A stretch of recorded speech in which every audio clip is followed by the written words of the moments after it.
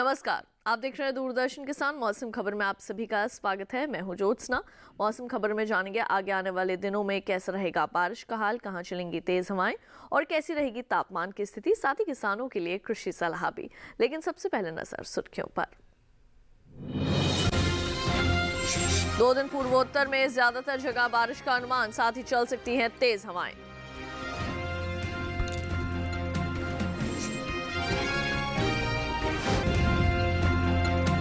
बुधवार को ओडिशा में कुछ जगह घने कोहरे के आसार, तो कल झारखंड और उत्तराखंड में ओले गिरने की आशंका।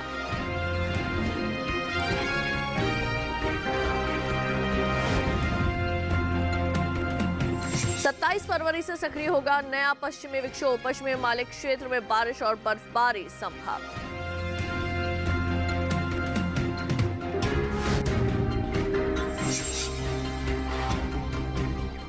और आइए बुलेटिन की शुरुआत करते हैं आज की कुछ बड़ी खबरों के साथ। आगे आने वाले 2 दिनों में पूर्वोत्तर में कई जगह बारिश की संभावना है।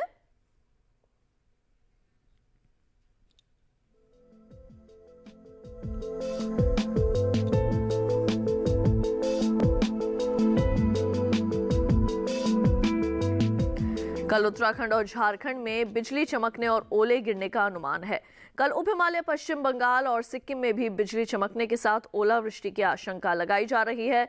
तो वहीं बिहार और ओडिशा में कल चल सकती हैं तेज हवाएं और 2 दिन असम और मेघालय में बिजली चमकने और तेज हवाओं का अनुमान है। 30 से 40 किलोमीटर प्रति घंटा रह सकती है हवाओं की रफ्तार। गांगे पश्चिम बंगाल, अरुणाचल प्रदेश में भी तेज हवाएं चलने के आसार हैं। तो वहीं 2 दिन नागालैंड, मणिपुर, मिजोरम और त्रिपुरा में कुछ जगह तेज हवाओं के साथ बिजली चमक सकती है। कल ओडिशा, उप हिमालय, पश्चिम बंगाल और सिक्किम में भारी बारिश संभव है। तो बुधवार को अरुणाचल प्रदेश, असम और मेघालय के कुछ हिस्सों में भारी बरसात के आसार है। बुधवार को ओडिशा में कुछ स्थानों के अंदर घने कोहरे का अनुमान है। आपको बता दें कि 27 फरवरी को पश्चिमी हिमालय क्षेत्र में बनेगा एक नया पश्चिमी विक्षोभ और विक्षोभ के असर से बारिश और बर्फबारी भी हो सकती है। 28 से 29 फरवरी को ज्यादा जो है वो इसका असर दिखाई दे सकता है। अब आइए बढ़ते हैं आगे जम्मू कश्मीर और अब आपको बताते हैं कि कैसा रहने वाला है आगे जाके मौसम का हाल।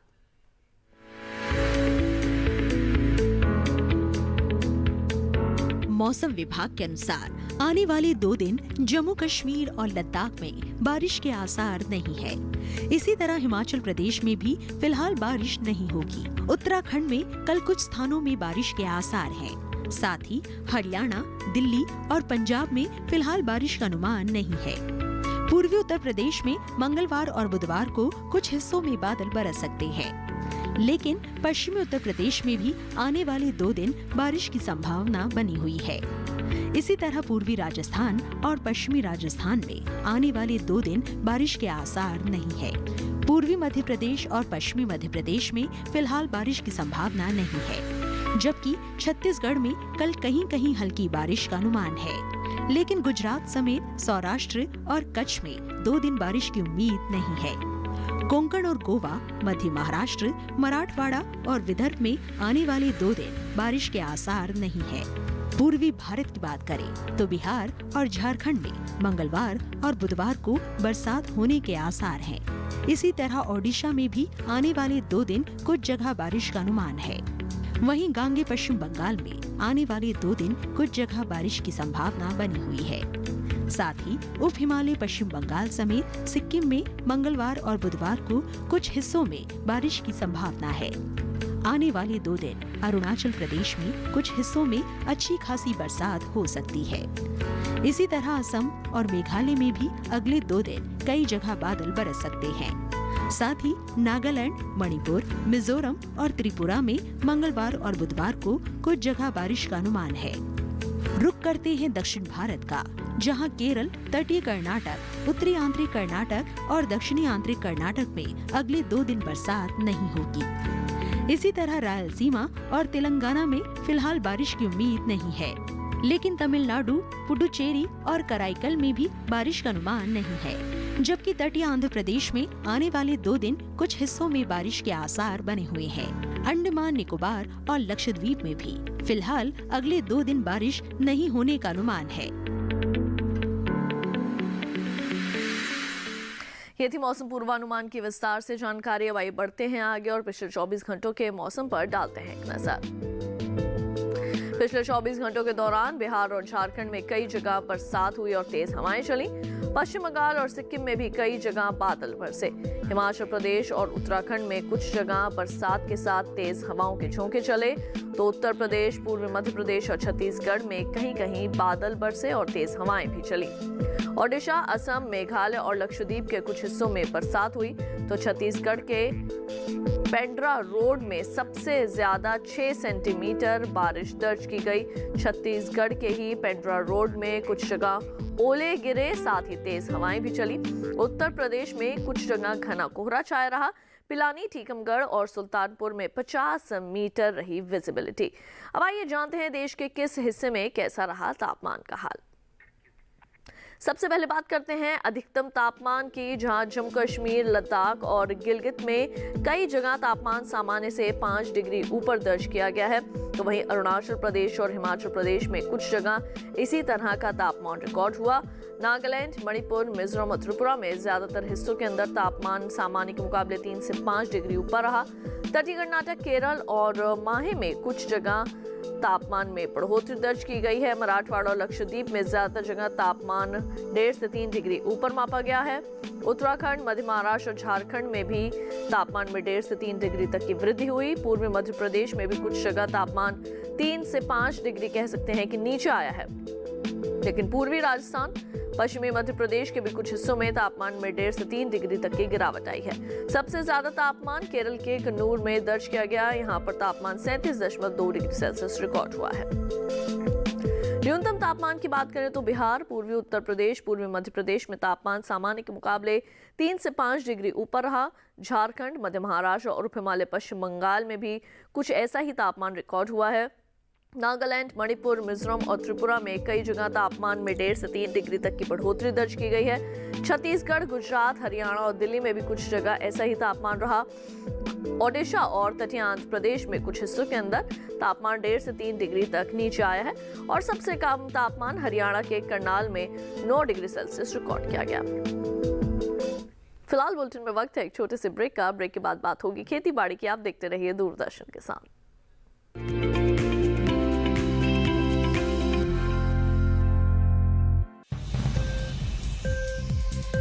उपज के भाव ताव, आवक का हाल चाल, आयात निर्यात पर पैनी नजर, जानकारों की सटीक सलाह, सिर्फ मंडी खबर में, सोमवार से शनिवार सुबह 8:05 पर। ये कामयाबी है अन्नदाता की,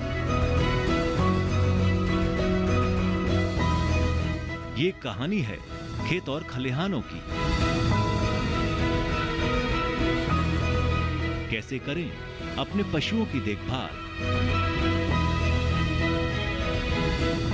जानिए गांव-गांव के किसानों का हाल। देखिए गांव किसान, सोमवार से शुक्रवार दोपहर 12:05 पर।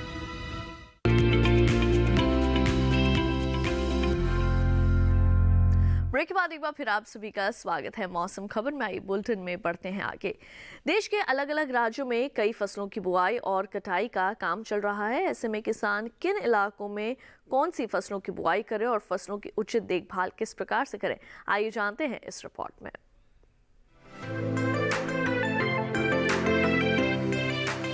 मौसम को ध्यान में रखते हुए उत्तराखंड के किसान सरसों की कटाई का काम कर लें। साथ ही यहाँ के किसान मटर की बुआई कर लें। उत्तराखंड में ही पत्ता गोभी की रोपाई का काम भी पूरा कर लें। यहाँ के किसान पक चुके आलू की खुदाई कर लें। अभी के समय गेहूं की फसल में सिंचाई न करें। साथ ही साथ गेहूं की फसल में किसी भी प्रकार के रसायन और कीटनाशकों के छिड़काव न करें। वहीं पंजाब के किसान फलों के छोटे पौधों को ठंड से बचाव करें।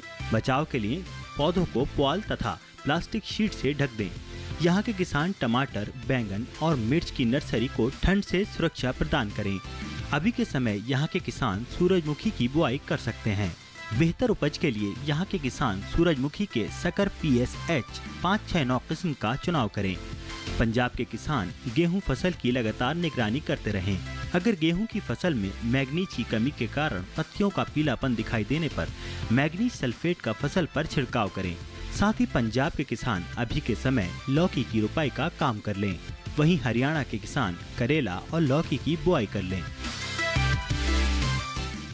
आज की फसल में हम बात करेंगे गेहूं की। गेहूं की फसल आमतौर पर अक्टूबर से दिसंबर के बीच बोई जाती है। देर से बुआई करने पर उपज पर असर पड़ता है। इस समय गेहूं की फसल में क्या कृषि कार्य किए जा सकते हैं, जानने के लिए देखते हैं इस रिपोर्ट में।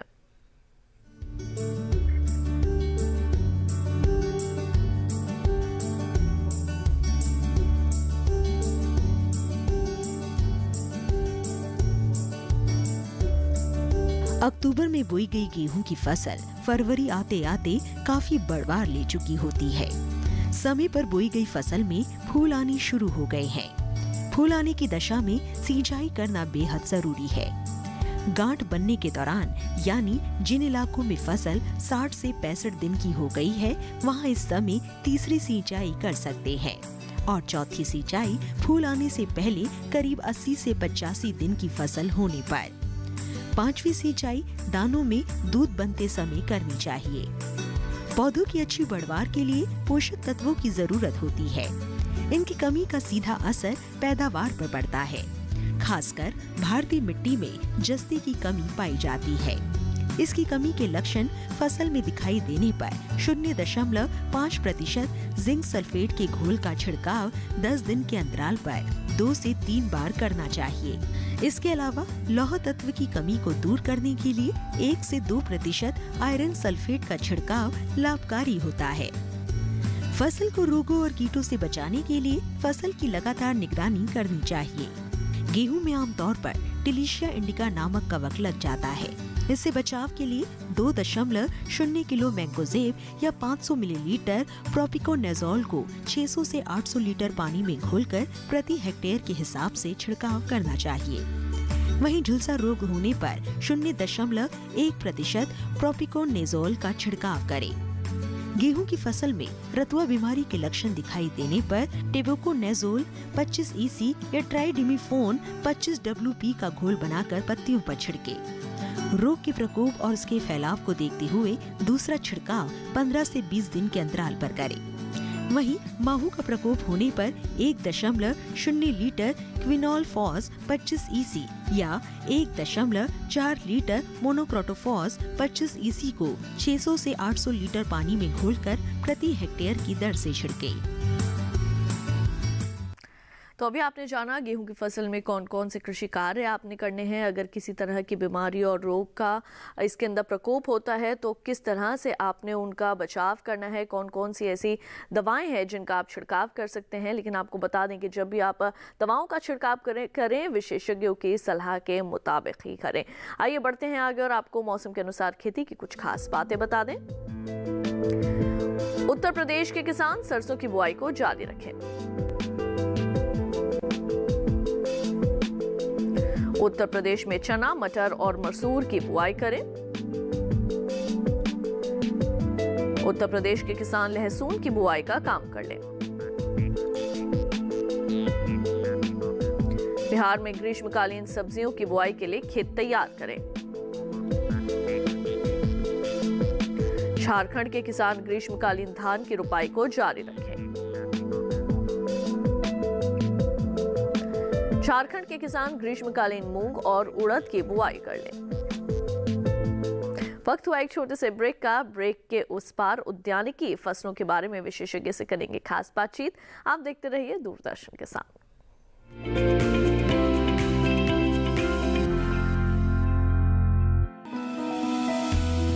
जानकारी जो किसानों के लिए हो लाभकारी, समस्याओं पर पड़ेगा समाधान भारी, कृषि की हर बात का ख्याल, कब कैसे की जाए बेहतर देखभाल। जानिए विशेषज्ञों के साथ, देखिए खेत खलिहान, सोमवार से शुक्रवार सुबह 7 बजे डीडी किसान पर।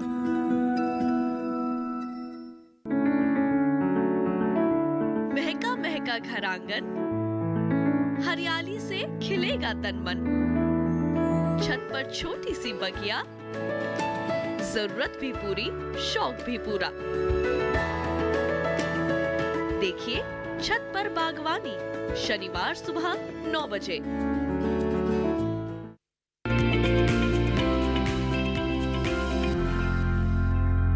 ब्रेक के बाद एक बार फिर से आप सभी का स्वागत है मौसम खबर में। आइए बुलेटिन को बढ़ाते हैं आगे। आपको मौसम के अनुसार खेती की कुछ और खास बातें बता दें। ओडिशा के किसान धान की रोपाई को जारी रखें। यहाँ के किसान सरसों, मूंग और उड़द की कटाई कर लें।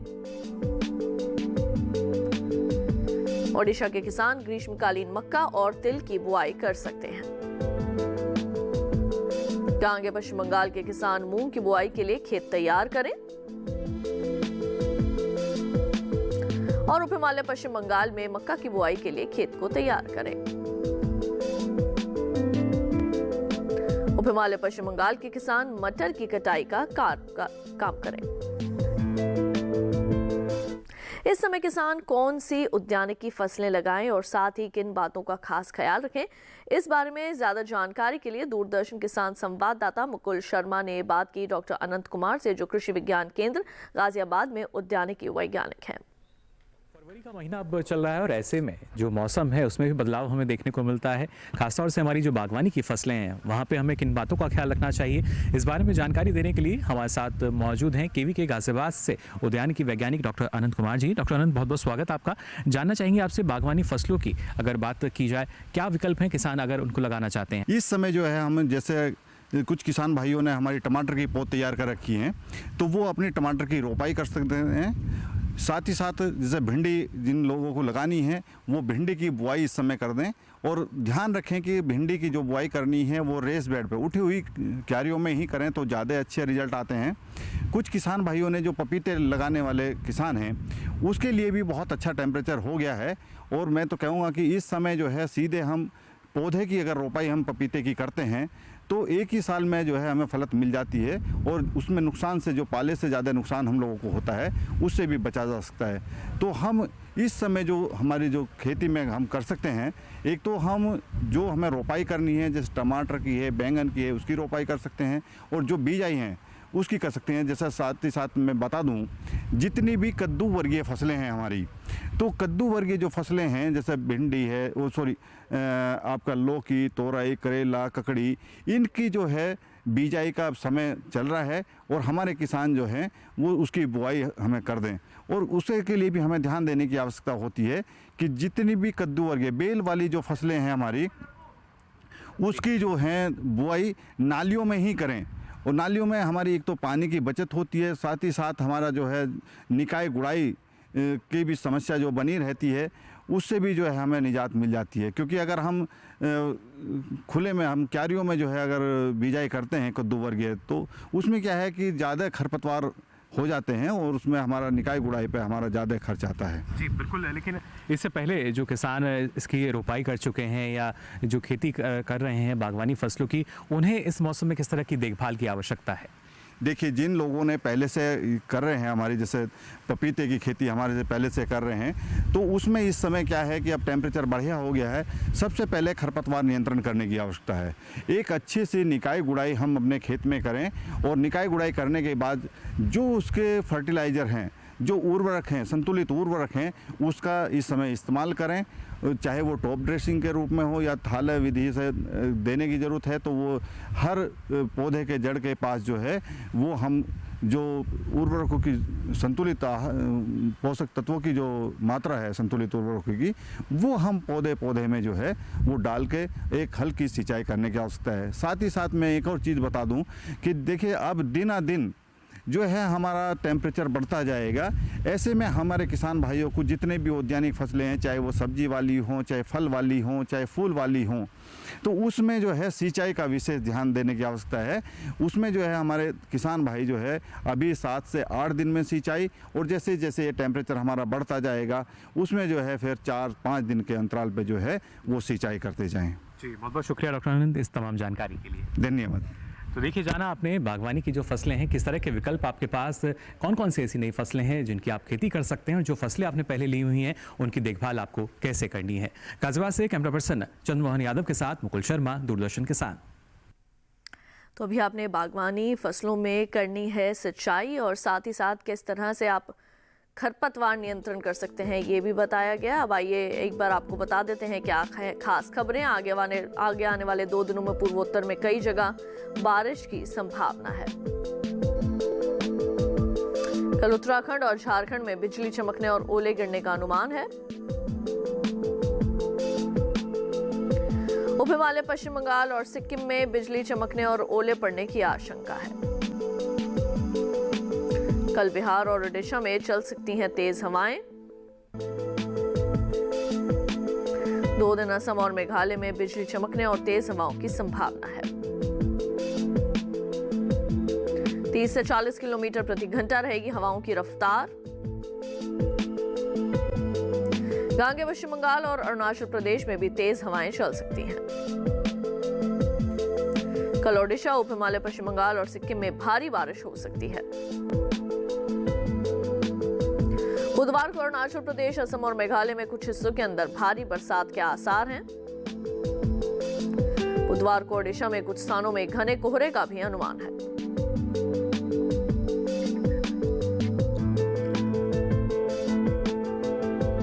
वहीं चलते चलते एक नजर अगले 4 दिनों के लिए 9 शहरों के तापमान पर।